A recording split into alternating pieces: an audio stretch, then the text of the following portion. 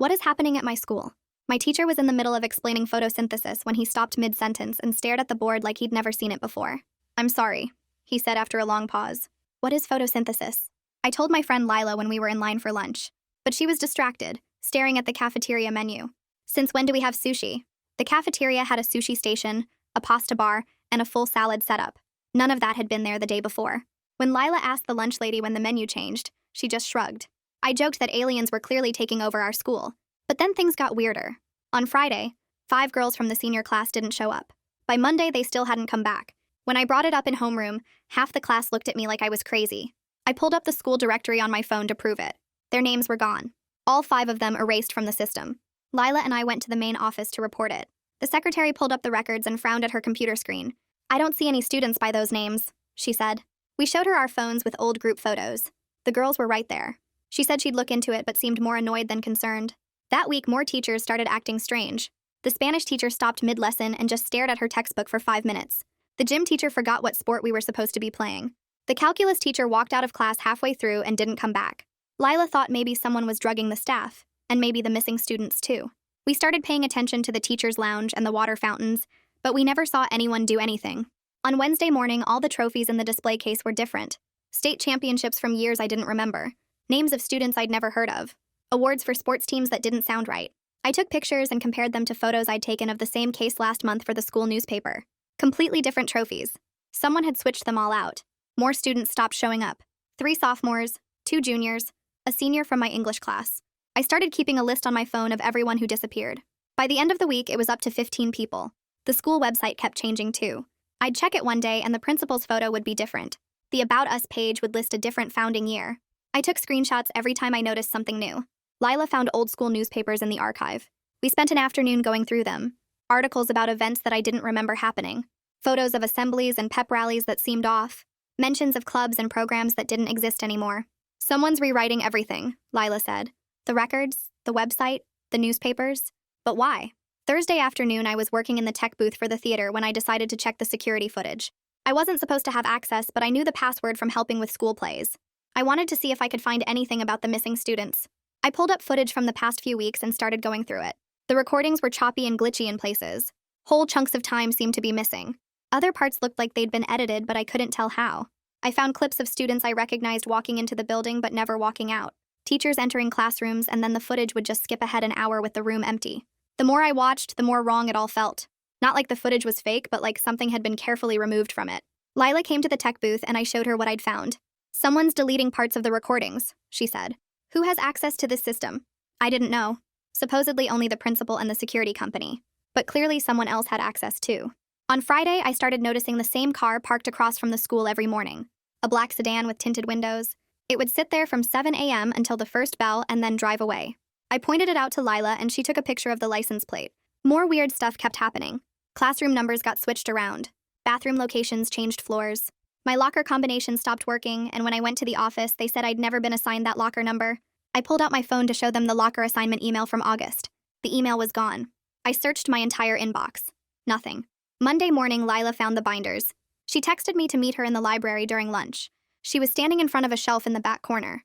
A whole row of identical black binders with no labels. She pulled one down and opened it. Pages and pages of names. Student names. Staff names. Each one had a date next to it and a single word. Replaced. Adjusted. Removed. The 5 girls who'd disappeared first were all there. Removed. Dated from 2 weeks ago. I flipped through more pages. My teacher who forgot photosynthesis. Adjusted. The Spanish teacher. The calculus teacher. Dozens of students I recognized. My hands were shaking as I kept turning pages. Then I saw my own name. Next to it was tomorrow's date, and the word replaced. I stare at my name in the binder with tomorrow's date and the word replaced next to it. My hands shake so badly I almost drop the pages. Lila grabs my arm and whispers that we need to photograph everything right now before someone catches us. We use our phones to capture every page we can. My heart pounds so loud I'm sure the whole library can hear it. I flip through pages as fast as I can while keeping my phone steady enough to get clear photos. Lila works from the other end of the binder, her fingers moving quickly but carefully. Every few seconds, I glance toward the library entrance expecting someone to walk in. The lunch period noise from the hallway sounds far away and muffled. My phone screen shows page after page of names and dates. Some entries go back months. Others are dated for next week. I recognize teachers, students from my classes, people I see in the hallways every day. The word adjusted appears next to most of the staff names. Removed shows up by students who disappeared weeks ago. Replaced is marked next to 15 different names, including mine. Lila stays calm while I'm freaking out.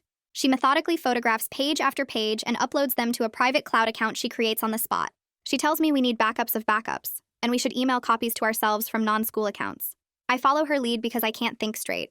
I just keep watching the clock and expecting someone to walk in any second. My fingers fumble with my phone as I try to set up a new email account that isn't connected to the school. The password field keeps rejecting what I type because my hands are shaking too much. Lila finishes her section first and starts helping me with mine, holding the binder steady while I take photos. She creates a shared folder in her cloud account and shows me how to upload files there. The progress bars on our phones move slowly. Each photo takes several seconds to upload. I count 17 more pages we still need to photograph. The lunch bell rings in 10 minutes. We finish photographing the binders, and I immediately check my student portal on my phone to see if anything's changed yet. My locker number is different from this morning. 2 of my classes have been moved to different rooms without any notification. The changes are small but deliberate, like they're testing whether anyone will notice. I show Lila my screen and she checks her own portal. Her schedule looks normal. Nothing changed for her. I screenshot everything on my portal and compare it to screenshots I took yesterday. My locker number was 247 yesterday. Now it shows 189. My third period English was in room 302. Now it says room 215. I pull up the school directory and search for my name. It still shows up, but the grade level next to it is wrong. It says I'm a junior when I'm supposed to be a senior. Lila grabs my phone and zooms in on the screen. She takes her own screenshot of my profile showing the wrong information. After the final bell rings, we go back to the library when it's nearly empty to look at the binders again. That's when Lila spots a tiny camera mounted on the shelf above where the binders were kept. It's angled down at anyone who would open them. My stomach drops because they've been watching us this whole time. The camera is small and black, barely bigger than a button.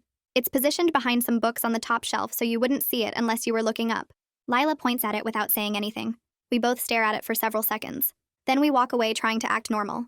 My legs feel shaky as we head toward the exit. We don't talk until we're outside in the parking lot. Lila asks if I think they saw us taking photos. I don't know. Maybe. Probably. The camera was pointed right at that shelf. We leave school immediately and drive to a coffee shop 3 blocks away to upload everything to Lila's personal cloud drive using their Wi-Fi instead of the school network. Having copies stored completely outside the school system makes me feel slightly less helpless. We sit there for an hour making sure every file transferred correctly while drinking coffee that tastes like cardboard. Lila organizes the photos into folders by date and category. She labels them with codes instead of obvious names. The folder with my replaced entry gets called Tomorrow Project. We both save the cloud login information in our phones under fake contact names. Lila sets up automatic backups that will save new copies every 6 hours. She shows me how to access everything from any device. The coffee shop is busy with people working on laptops and having loud conversations. Nobody pays attention to us. I keep checking over my shoulder anyway. Lila orders a second coffee and a sandwich, but I can't eat anything. My stomach feels like it's full of rocks. The next morning, I arrive early and see the black sedan parked in its usual spot across from the school. I walk closer than I ever have before, and notice the driver is a middle-aged man in a suit who watches students arriving, but writes things down in a notebook. When he sees me looking, he starts his engine and drives away, which somehow makes it worse. I memorize as much as I can about the car before it disappears. Dark tinted windows, no front license plate, a small dent on the passenger side door. The sedan turns left at the intersection and I lose sight of it. My hands are cold even though it's not that chilly outside. I walk into school trying to act normal. During homeroom, I pull up an old group photo from last year's yearbook committee that shows all 5 of the missing senior girls standing together at a pep rally. I pass my phone around quietly asking if anyone remembers them. My classmates just look confused and say they don't recognize any of those faces. The isolation of being the only one who remembers makes me feel like I'm losing my mind.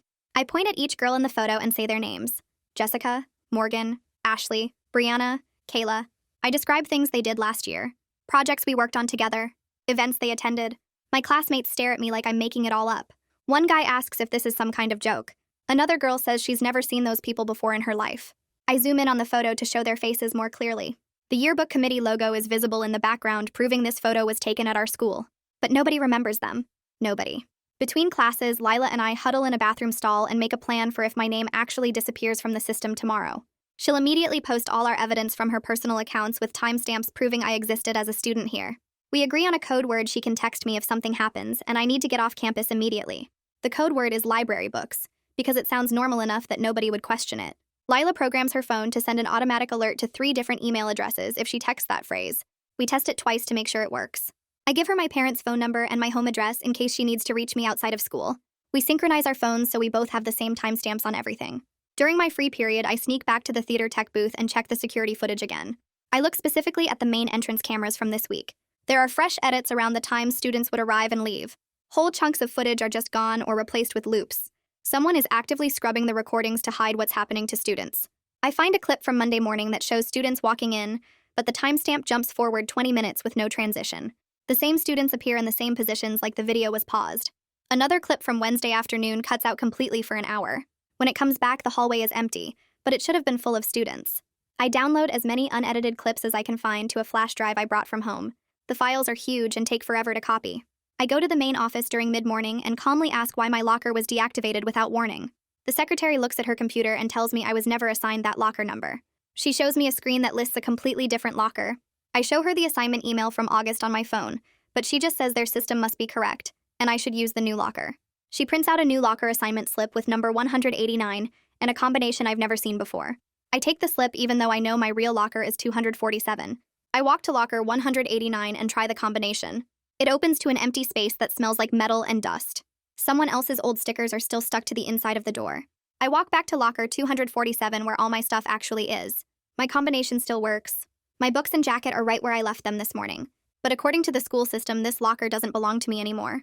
At lunch, I grab my backpack and walk outside to the far corner of the campus where hardly anyone sits.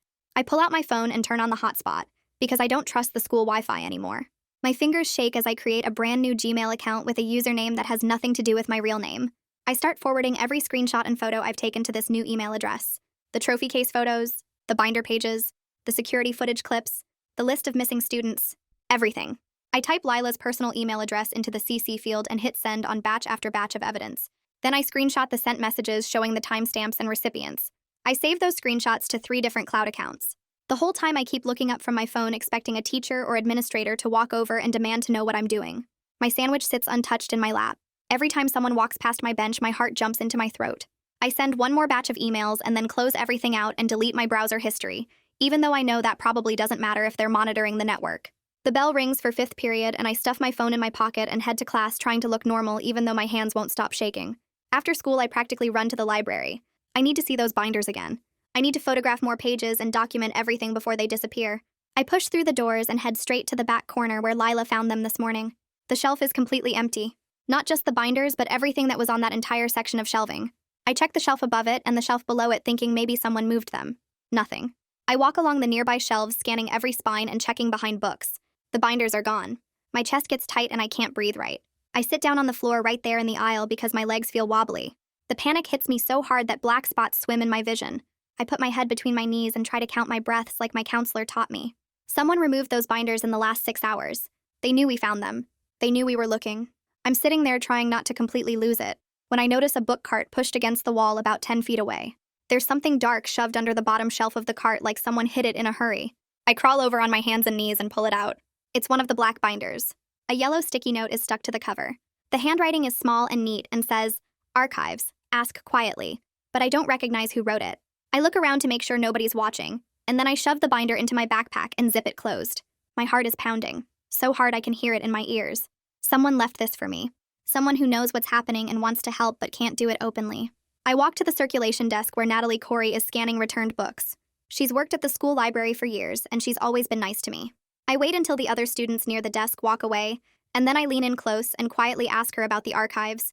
She looks at me for a really long moment. Her expression doesn't change, but something flickers in her eyes. Then she says loudly that she doesn't know what I'm talking about, and the library doesn't have any special archives. But as she turns away, she leans in for just a second and whispers so quietly, I almost miss it. Check microfilm. 1968 reorganization. Then she walks away to help another student like nothing happened. My hands are shaking again as I head toward the back corner of the library where the old microfilm reader sits. I spend the next hour scrolling through ancient school board meeting minutes from 1968. The microfilm is scratchy and hard to read, and I have to squint at the tiny text. Most of it is boring stuff about budgets and construction projects. But then I find a section about forming something called a continuity committee. The language is super vague and full of weird phrases like standardize institutional records, and maintain consistent branding across transitions, and ensure smooth continuity of operations. It doesn't say what transitions they mean or why they need to standardize records. But the fact that this committee existed back in 1968 means this has happened before. This isn't new. They've been doing this for decades. I take photos of every page that mentions the continuity committee with my phone. My eyes hurt from staring at the microfilm screen, but I keep scrolling until the library closes. That night, I can't sleep. I sit at my desk with my laptop and start setting up automated systems.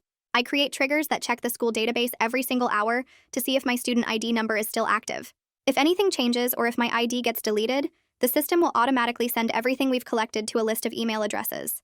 I add the local newspaper, the school board members, the state education department, a few education reporters whose names I found online. I test it 3 times to make sure it works. Then I set up a second backup system that does the same thing but checks every 2 hours just in case the first one fails. By the time I'm done, it's past 2 a.m. and my eyes are burning. I finally fall asleep at my desk with my head on my folded arms, feeling slightly less helpless because at least now there's a plan. The next morning, I get to the school early like always and walk up to the front entrance. I pull out my ID card and scan it at the reader like I do every single day. The machine beeps red. The screen says ID not recognized. I try again, thinking maybe I didn't hold it close enough. Same thing. Red beep. ID not recognized. My hands start shaking. I try a third time. Nothing. Other students are pushing past me to get inside and someone bumps my shoulder. A security guard I don't recognize waves me through impatiently and says the scanners have been glitchy all morning. I walk through the doors, but I know the scanners aren't glitchy. My ID stopped working because they deactivated it in the system. It's starting. Whatever they marked in that binder for today is actually happening. First period hasn't even started when my name comes over the intercom. Report to the main office immediately. My stomach drops. I grab my backpack and walk down the hallway trying to look calm even though I feel sick.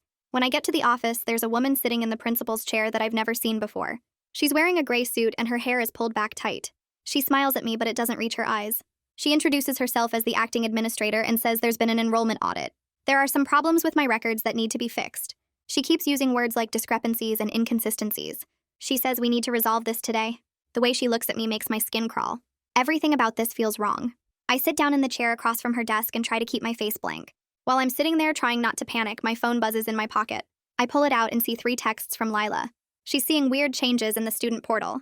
3 sophomores and 2 juniors all got moved to completely different classes in the last hour. No explanation, no notification, just sudden schedule changes. She sends me screenshots showing the before and after. The pattern is getting faster. It's not just me anymore. They're doing this to multiple students at the same time. I put my phone back in my pocket and the acting administrator is staring at me. She asks if everything is okay. I tell her everything's fine. During my free period, I head straight to the theater tech booth. I need to see what's happening in real time. I log into the security system using the password I know and start looking for camera feeds. Most of them are the same edited versions I've seen before. But then I find something I didn't notice last time. There's an unlisted feed that's not part of the main menu. It's a direct network stream showing the hallway outside the main office. When I open it, the footage is completely different. No gaps, no edits, just raw continuous video. This must be the backup feed that Evan told me about. I write down the feed address in my notebook. Then I plug in an external hard drive I brought from home and start downloading the raw footage. The files are huge and the download bar moves slowly. My hands are sweating the whole time. I keep checking the door expecting someone to walk in and catch me. The download hits 47%, then 63%. I watch the raw footage playing on screen showing students and teachers walking past in real time. This is proof.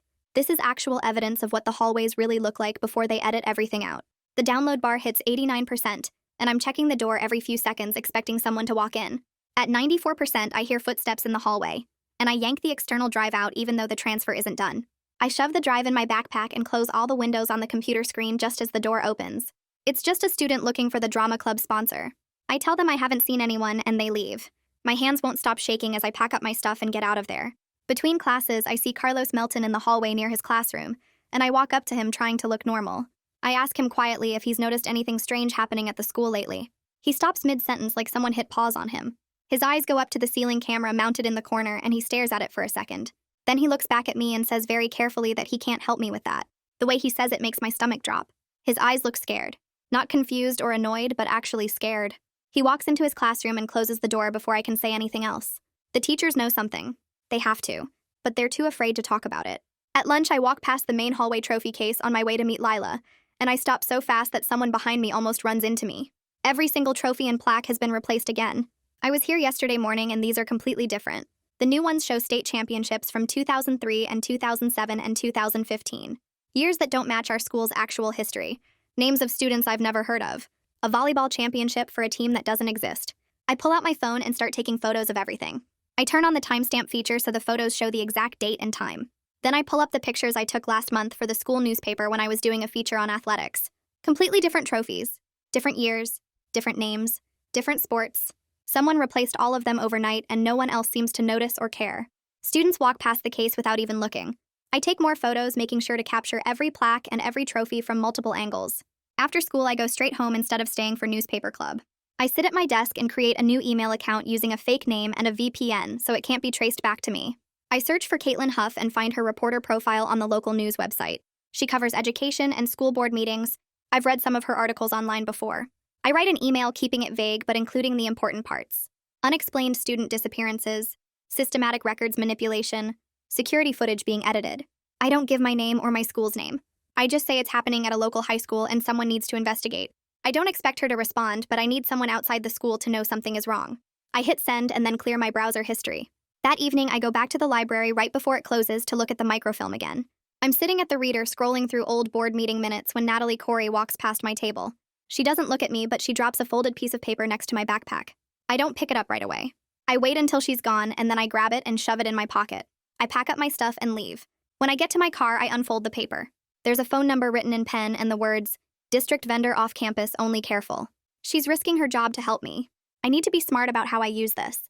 I drive home and I'm sitting in my room doing homework when my phone buzzes with a text from a number I don't recognize. The message says, "I saw you in archives. Meet public well lit.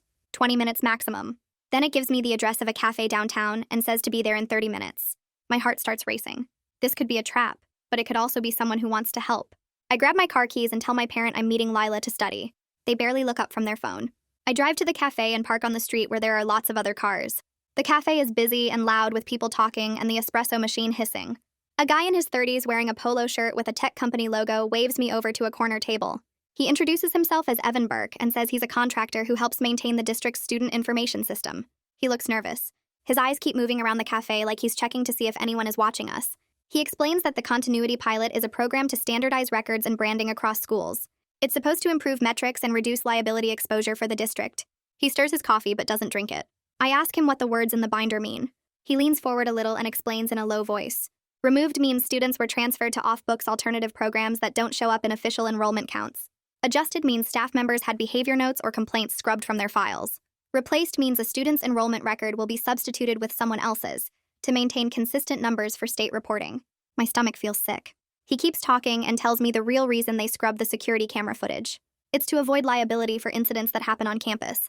If there's no video evidence of bullying or fights or safety issues, then the district can't be sued or investigated. Requested Reds is on Spotify now. Check out link in the description or comments. The whole system is designed to protect the institution by erasing anything that makes them look bad. I ask him how to find the raw footage before it gets edited. He pulls a napkin from the dispenser and writes down a file naming convention. He says the unedited files are kept on a backup server for 72 hours before being permanently deleted. Then he crumples the napkin and pushes it across the table. He stands up and walks out without looking back. I sit there for a minute trying to process everything he just told me. Then I grab the napkin and leave. On my drive home, I'm going through a residential area when I notice a black sedan 3 cars back. My pulse spikes. I text Lila our code word. She texts back immediately asking if I'm okay. I tell her to meet me at the intersection near her house and we split up taking different routes to test if the sedan is really following me. It stays behind me for 2 more blocks and then suddenly turns off onto a side street. I keep driving, but I'm checking my mirrors constantly. The fact that it turned off somehow makes me more scared than if it had kept following. They know where I live. They know my route. They're watching me and they want me to know it. I get home around 8 p.m. and find my parent pacing in the kitchen with their phone pressed to their ear. Their face looks tight and worried in a way that makes my stomach drop. They hold up one finger asking me to wait while they finish the conversation. I hear them saying things like, "I understand," and "we'll discuss it," in that strained, polite voice they use when they're actually upset. When they finally hang up, they turn to me with this confused expression. The school called about an hour ago, suggesting I might be better served at an alternative placement site. My parent repeats what the caller said almost word for word, like they're still trying to make sense of it. Apparently, I'm struggling with the academic environment, and they want to discuss options for my success. My parent looks at me and asks if something happened at the school that I didn't tell them about. I shake my head because my grades are fine and I haven't been in any trouble. They seem genuinely confused about why the school would make this call out of nowhere. I tell them I need to make a phone call and I'll explain everything after. I go to my room and close the door and immediately call Lila. She picks up on the first ring and I can hear the TV playing in the background at her house. I tell her what just happened with the school calling my parent, and she goes quiet for a second. Then she says we need to talk this through properly and asks if I can stay on the line for a while. We end up talking for almost 2 hours with her voice staying steady and logical, while mine keeps breaking every time I try to explain how scared I am. She walks me through everything methodically like she's making a checklist. First, we need to file a formal complaint with the state education department, because what they're doing has to violate some kind of policy. Second, we should tip off the teachers' union about the staff record tampering since that affects their members. Third, I should sign up to speak at the next school board meeting to get this on public record. Fourth, we need to prepare a full data dump to send to media outlets if things get worse or if they try to force me out. She says we should treat this like we're building a legal case even though we're just students. Having an actual plan laid out in steps makes me feel slightly less powerless. By the time we hang up, it's past 10 p.m. and I feel calmer but exhausted. I should go to sleep, but instead I open my laptop and pull up the file naming convention that Evan wrote on the napkin at the cafe. My hands are shaking a little as I navigate to the school's network login page. I use the tech booth credentials I'm not supposed to have and access the backend system where the security files are stored. It takes me almost 20 minutes to figure out the directory structure, but eventually I find the raw logs that haven't been edited yet. I start downloading footage from the past month using a script to grab everything automatically. The files are huge and my internet connection is slow, so I just let it run while I watch the progress bar creep forward. Around midnight, I start scrubbing through some of the footage that's already downloaded. I find clips from 3 weeks ago showing students walking into the main office during class time, and then the timestamp jumps forward by exactly 40 minutes with those same students nowhere in the footage. The missing time ranges line up exactly with when students disappeared from the school records according to the dates in the binders. I check 5 different instances, and every single one has the same pattern. The gaps aren't random glitches or technical problems. Someone is deliberately hiding specific moments when students were pulled from class or left campus. I keep downloading until 3 a.m. when my laptop finally finishes grabbing everything. I back it all up to 3 different cloud drives and an external hard drive before I let myself fall asleep at my desk. The next morning, I drag myself out of bed feeling like I got hit by a truck. My eyes are burning and my head hurts, but I force myself to get ready for school. First period is English, and I'm trying to focus on the lesson when the intercom crackles, and the secretary's voice calls my name asking me to report to the main office. My heart starts pounding as I pack up my stuff and walk down the empty hallway. When I get to the office, Cassie Malhotra is waiting for me with a folder in her hands. She smiles and gestures for me to sit down in the chair across from her desk. She opens the folder and slides a form across the desk toward me. It's labeled Voluntary Withdrawal in big letters at the top. She explains in this sweet voice that if I sign it now, I can avoid transcript complications and transfer smoothly to a more appropriate learning environment. She keeps using phrases like, in your best interest, and better fit for your needs, while tapping her pen against the form. Her voice sounds like honey, but her eyes are cold and calculating. I realize as I'm sitting there that she's done this exact same thing to dozens of students. This is a script she's practiced. The form probably goes into a file, and then my name gets marked as removed, and that's it. I'm erased from the system just like the 5 senior girls. I keep my hands in my lap so she can't see them shaking. I tell her I need to discuss this with my parent first before I sign anything. Her smile gets a little tighter and she says, of course, but we should really handle this today to avoid any delays. I repeat that I need to talk to my parent and I'm not signing anything right now. She closes the folder and says she'll schedule a meeting with my parent for later this week. I stand up and walk out of her office where Lila is waiting on the bench outside. As soon as I say the word appropriate, she taps her phone screen. We set up an automated system last night that triggers when I text her that specific keyword. Within seconds, copies of everything we've collected are being sent to Roger Cartwright at the State Education Department and Caitlin Huff at the newspaper. The emails go out with all our documentation, the photos of the binders, the security footage, the screenshots of the changing website. Everything we have is now in the hands of people who might actually be able to do something about it. By second period, I get called back to the office over the intercom. This time, Cassie isn't smiling at all. She informs me that I'm being temporarily suspended for unauthorized network access and misuse of school technology systems. She hands me a suspension letter that's already been printed and signed. The letter says I accessed secure systems without permission and violated the acceptable use policy. She tells me I need to leave campus immediately, and I'm not allowed back until the suspension is resolved. My face feels hot as I walk out of the office with the letter in my hand. Other students are passing between classes, and they all stare at me like I'm in trouble. I feel humiliated walking out of school in the middle of the day carrying my backpack, but I'm also angry enough that my hands stop shaking. They're suspending me because they know I found the evidence and they're trying to shut me up before anyone else sees it. When I get home, my parent is already there waiting for me. They must have gotten a call from the school because they're standing in the kitchen with their arms crossed looking furious. They ask me what I did to get suspended and why I'm causing problems at the school. Their voice is loud, and I can tell they're embarrassed that the school called them at work. I don't say anything at first. I just go to my room and grab my laptop and bring it back to the kitchen table. I open all the files and show them everything. The photos of the binders with my name marked for replacement. The security footage showing students disappearing, the list of 15 missing students, the screenshots of the website changing. I walk them through it all methodically the way Lila taught me. They stare at the screen for a long time without saying anything. Then my phone rings and it's Lila calling. She asks if she can talk to my parent and I hand over the phone. Lila explains that her aunt Elena Temple works with the teachers union and knows how to fight school districts. She says Elena can help us figure out what to do next. My parent listens, and their expression slowly changes from angry to concerned. When they hang up, they tell me they're sorry for yelling and they should have listened to me sooner. That evening, Elena calls our house phone and my parent puts her on speaker. She has this calm, professional voice that makes me feel like maybe an actual adult is taking this seriously. She listens to everything we tell her and takes notes. I can hear her typing on the other end. She asks specific questions about dates and times and exact wording from the forms Cassie tried to get me to sign. She asks if we have copies of all the communications from the school, and we tell her yes. She explains that we need to document every single interaction from this point forward. Every phone call, every email, every letter. She tells us to file an urgent complaint with Roger Cartwright at the state education office first thing tomorrow morning. She says we also need to prepare to appeal the suspension through official channels, and she can help us write the appeal letter.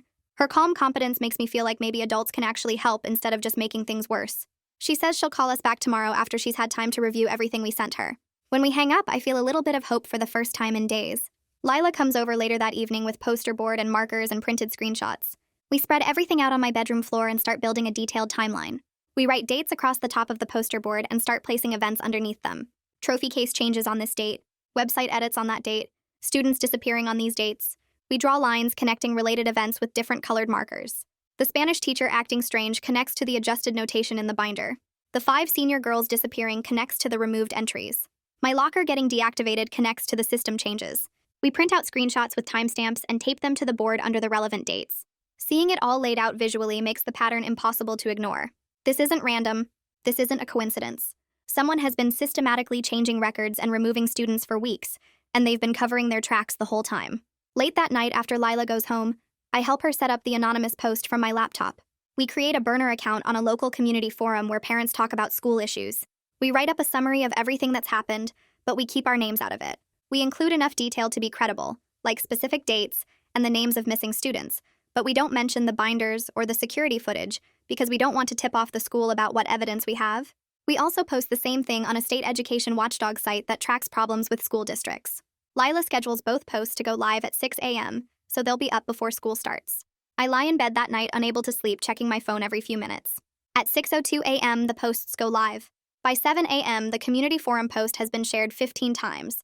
By 8 a.m., it's up to 40 shares and parents are asking questions in the comments. People are tagging the school's official account and demanding answers. I watch the numbers climb on my phone and feel this weird mix of fear and satisfaction. We just made this public and there's no taking it back now. The next afternoon, I'm at the grocery store with my parent pushing a cart through the produce section when I spot him. Brandon Koch from the black sedan is standing near the apples wearing jeans and a plain t-shirt instead of his usual suit. He looks different in regular clothes, older and more tired. He glances at me, then walks past like he doesn't know me. But as he goes by, he leans in just slightly. You didn't hear this from me, but don't be alone after dark. Then he's gone, disappearing around the corner toward the checkout lanes before I can even process what just happened. My parent asks if I'm okay, and I nod, but my chest feels tight.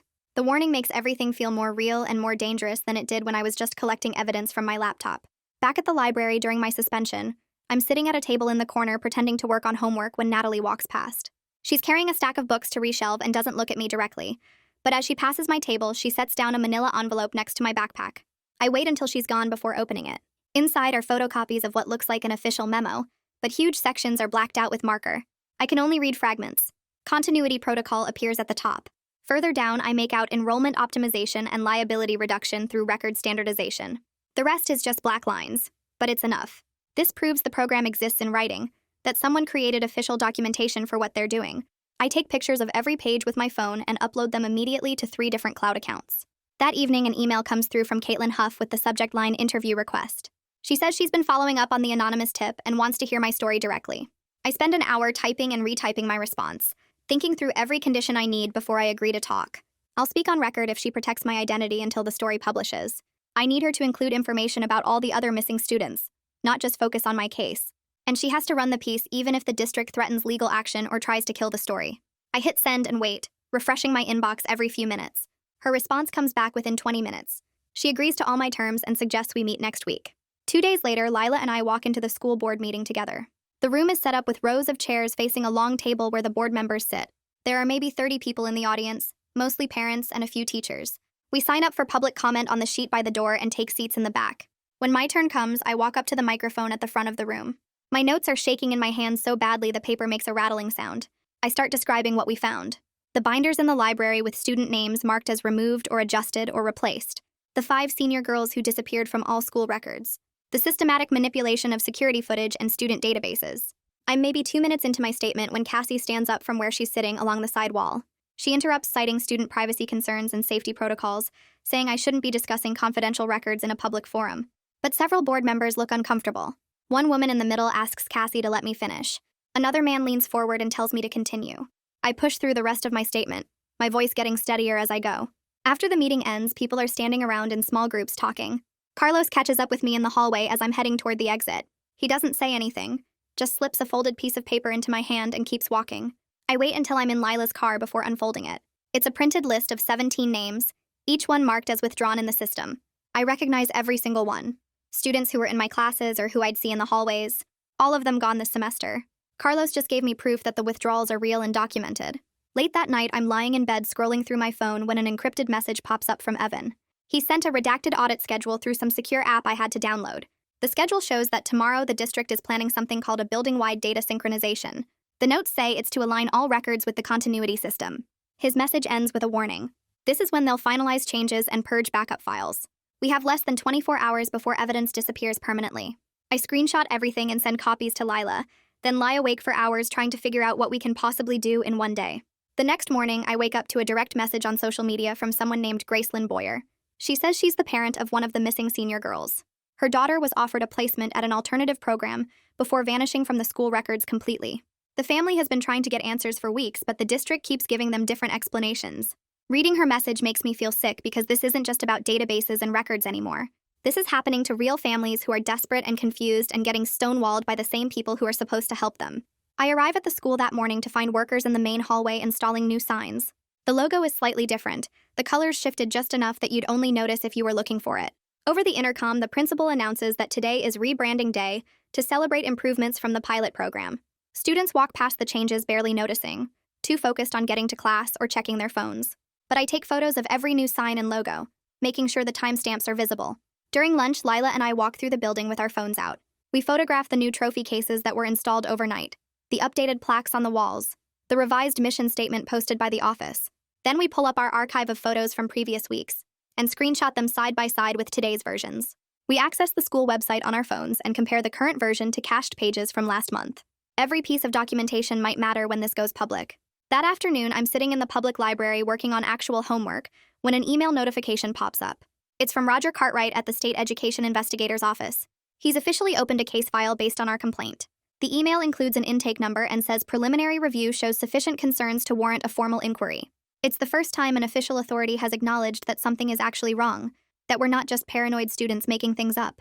I read the email 3 times to make sure I'm understanding it correctly, then forward it to Lila with a single word. Finally. The next few days, the black sedan stops showing up across from the school, and I start to think maybe they backed off. But then during last period on Thursday, a courier shows up at my house with a certified letter. My parent signs for it and opens the envelope to find a consent form for my placement at something called the Regional Alternative Education Center. The language talks about ensuring my continued academic success and appropriate support services, but it's basically a transfer form disguised as helpful paperwork. My parent reads it 3 times, then calls Elena and says they're not signing anything until she looks at it first. That evening, Lila comes over with a small digital recorder she borrowed from her aunt, and we spend an hour testing it, making sure the audio quality is clear and that it automatically uploads to cloud storage in real time. We practice different scenarios where I stay calm and ask for specific written documentation instead of getting defensive or emotional. Lila coaches me on phrases like, "Can you provide that in writing?" And "What is the specific policy you're referring to?" Her aunt joins the call and tells us she'll be available tomorrow morning with her phone on, ready to conference in if we need backup during the meeting. I go to bed feeling more prepared but still scared, running through the scripts in my head until I finally fall asleep around midnight. The next morning, my parent and I arrive at the school early, and Cassie calls us into her office right away. She spends the first 20 minutes explaining how the alternative placement would be a better fit for my learning style, using words like individualized attention and smaller class sizes. She keeps sliding papers across her desk, pointing at signature lines and saying things like, "in your best interest," and avoiding future complications with your transcript. My parent asks what specific attendance issues she's talking about, and Cassie gives vague answers about patterns of concern and recommendations from staff. When my parent asks which staff members made these recommendations, Cassie says she can't share that information due to confidentiality. The whole conversation feels like a sales pitch where she's trying to close a deal before we can think too hard about it. I keep my hands folded in my lap so she can't see them shaking, focusing on staying calm like Lila and I practiced. My parent asks about the appeals process for my suspension, and Cassie's tone shifts slightly, becoming more formal and careful. I wait for a pause in the conversation and then speak up, saying I want to formally request written documentation of the specific attendance and behavior issues she's citing. Cassie's friendly expression cracks for just a second, a flash of annoyance crossing her face before she smooths it back into professional concern. She says she'll need to consult with the district office about compiling that documentation, and suggests we continue this conversation another time. My parent stands up and says we're not signing anything today, and I follow them out of the office feeling weirdly proud that I managed to stay composed and ask the right questions. The recorder in my pocket has been running the whole time, uploading everything to the cloud in real time.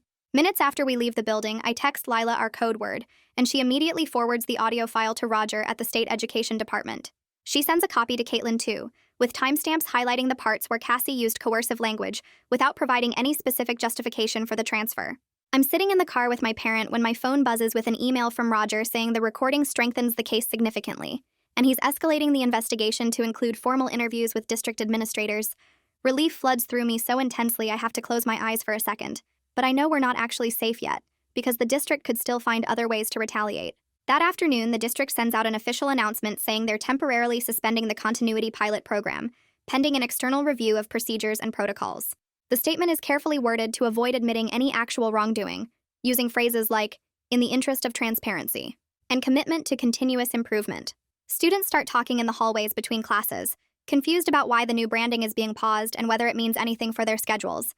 I feel cautiously hopeful reading the announcement on my phone, but Lila reminds me during lunch that suspended isn't the same as ended, and the people who created this program are still working at the district office. The next morning, rumors spread through school that someone from the main office has been placed on administrative leave, though the district won't say who or why. I overhear students speculating during first period, some saying it's the assistant principal, and others claiming it's someone from the records department. Part of me feels vindicated that there are actual consequences happening, but another part feels conflicted because someone's career is being destroyed, even though they were probably just following orders from higher up. I think about Cassie and wonder if she's the one on leave, or if it's someone else entirely. The uncertainty makes everything feel unstable, like the ground could shift again at any moment. That same day, my parent receives a formal letter from the district stating that no alternative placement will be processed for me without proper documentation, parent consent, and full appeals rights. The tone is completely different from the previous pressure calls, much more careful and procedural, with specific references to district policy and state education code. My parent reads it out loud at dinner and then apologizes for doubting me earlier, saying they should have listened when I first tried to explain what was happening. I tell them it's okay because I understand how crazy it all sounded, but hearing them acknowledge that they believe me now makes something tight in my chest finally loosen. The following day, Caitlin's article publishes in the local paper with the headline, Local School District's Continuity Program Raises Questions About Record Manipulation. The story frames the whole thing as a metrics-driven attempt to clean up enrollment numbers and improve state rankings, with real students being pushed out to make the data look better. She interviews Roger from the State Education Department and includes quotes from Gracelyn about her missing daughter. My phone buzzes constantly with notifications as people share the article on social media, and by lunchtime it's trending on the local news subreddit. Students who never talked to me before stop me in the hallway, asking if I'm the one who exposed everything, and I don't know how to answer, because my name isn't in the article, but people seem to know anyway. Over the weekend, some of the missing students start appearing on social media saying they were transferred to alternative programs across the district. 3 of the senior girls post photos from their new schools with captions about being confused about why they were moved so suddenly. 2 juniors comment on the article saying they're okay, but their parents are furious about how the transfer was handled. I spend hours scrolling through posts and comments, feeling a weird mix of relief that they're safe and anger that they were moved without real choice. 5 students remain completely unreachable with no online presence or response to messages from anyone, and that unresolved grief sits heavy in my chest every time I look at the list on my phone. I don't know if they're okay or if something worse happened to them, and not knowing feels almost harder than anything else. The following Monday morning, I walk through the front entrance and head straight to the main office where an assistant hands me a behavior contract on a clipboard. The document lists expectations about appropriate technology use, respecting staff authority, and following proper channels for concerns. I read every word twice before signing because I need to know exactly what I'm agreeing to. The assistant tells me I'm required to meet with Arthur Mann, the school counselor, every week for check-ins. Teachers watch me differently in the hallways between classes. Some look at me with something like sympathy, their eyes lingering a second too long before they glance away. Others watch with what feels like suspicion, like they're waiting to see if I'll cause more problems. I keep my head down and walk quickly to my locker, hyper-aware of every camera angle and every adult who might be monitoring me. That afternoon, I start a private journal in a notebook I keep in my backpack, documenting every weird interaction and every time I feel like someone is watching me more closely than they should. I scan hallways constantly, checking for threats I can't quite name. My first meeting with Arthur Mann happens during my free period on Tuesday. His office is small with 2 chairs facing each other and a window that looks out at the parking lot. He asks how I'm adjusting to being back, and I tell him it feels strange. Like everyone knows what happened, but nobody wants to talk about it. He nods and says we can work together to set up some accommodations that might help. He explains I can get permission to leave any class if I'm having a panic attack. No questions asked, just a signal to the teacher and I can go. He also arranges extended time on the assignments I missed during suspension so I'm not drowning in makeup work. What surprises me most is when he says it's completely normal to feel on edge after experiencing what he calls institutional betrayal. He doesn't ask me about the investigation or what I found or whether I regret speaking up. He just acknowledges that what happened was real and that my reaction to it makes sense. Having an adult at the school actually say that out loud helps more than I expected. I feel something tight in my shoulders loosen just slightly. Late Wednesday night, I'm lying in bed scrolling through my phone when an encrypted message pops up from Evan Burke. The text says the continuity product has been officially renamed to something generic sounding like School Sync Pro. The pilot program at our school is paused but not permanently canceled. The company is rebranding the whole system and planning to sell it to other districts using different marketing language that focuses on efficiency and data accuracy instead of student management. His message ends with 4 words that make my stomach drop. They're not stopping, just regrouping. I screenshot everything immediately before the message disappears from my screen. I lie there staring at the ceiling for a long time, trying to figure out what to do with this information. Thursday after school, Lila organizes a meeting in an empty classroom for any students interested in forming some kind of data rights group. She sends out a message through a private group chat and waits to see who shows up. 12 students walk through the door, which is more than either of us expected. 2 of them are sophomores who were almost transferred before the pilot got paused. We spend an hour talking about what we saw happen and what we're worried might happen again. Lila pulls up a shared document on the projector, and we start building a system for tracking any suspicious changes to the school records or technology. We exchange phone numbers and set up a private communication channel where anyone can report something weird without using school accounts. Working together like this makes the fear feel more manageable, like we're not just waiting around to be picked off one by one. We agree to meet every 2 weeks to compare notes and stay connected. Friday morning, I send an email to a civil liberties nonprofit that Elena Temple recommended. I explain our situation and ask if they'd be willing to take copies of all our documentation for their files. They respond the same day saying yes, they're currently building a larger case about student data privacy rights, and think our evidence could help establish important legal precedents. I spend the weekend uploading everything to their secure server, organizing files by date and category. Knowing this evidence will be preserved by people who actually have legal power gives me hope that what we did matters beyond just our school. The black sedan stops appearing completely outside school. For about 2 weeks, I don't see it at all, and I start to relax slightly. Then one Tuesday afternoon, I'm walking to my car, and I spot a plain gray SUV parked in the exact same location where the sedan used to sit. I watch it for a few minutes, and it just sits there with the engine running. I pull out my phone and take a photo of the license plate, zooming in to make sure I get the numbers clear. The vehicle drives away about an hour later, and I never see it again. The surveillance feels less aggressive now, more like occasional check-ins instead of constant monitoring, but I still can't shake the habit of checking over my shoulder. I vary my routes home every day, taking different streets and sometimes stopping at random stores just to see if anyone follows me. The paranoia feels exhausting but also necessary. During a meeting with my counselor the following week, I bring up the idea of dropping my AP history class. The workload is overwhelming and I'm struggling to keep up while also dealing with everything else. My counselor, who turns out to be Arthur Mann handling both roles, listens carefully, and then tells me that protecting my mental health is more important than maintaining a perfect transcript. He says I can switch to the regular history section and still be on track for graduation. It feels like giving up at first, like I'm letting the whole situation win by making my life smaller, but then it starts to feel different, like I'm choosing myself and my limits instead of pushing through until I break. I fill out the schedule change form and turn it in that same day. On Friday afternoon, Lila texts me to meet her by the main hallway trophy case. When I get there, she's standing with her arms crossed, staring at the shelves. The trophies and plaques look different again. Most of them have been quietly switched back to the old ones from before the rebranding, the ones that actually match our school's real history. But there are a few new plaques mixed in that neither of us recognize, awards for achievements that don't line up with what we remember. We pull out our phones and take photos of everything, adding them to our growing archive with timestamps and location tags. The changes are subtle enough that most students walking past don't even notice, but we see them. We know someone is still making adjustments, still trying to shape the official story. Lila and I share a look that feels complicated, part pride that we stopped the worst of it, and part grief for the students who are still missing from our community.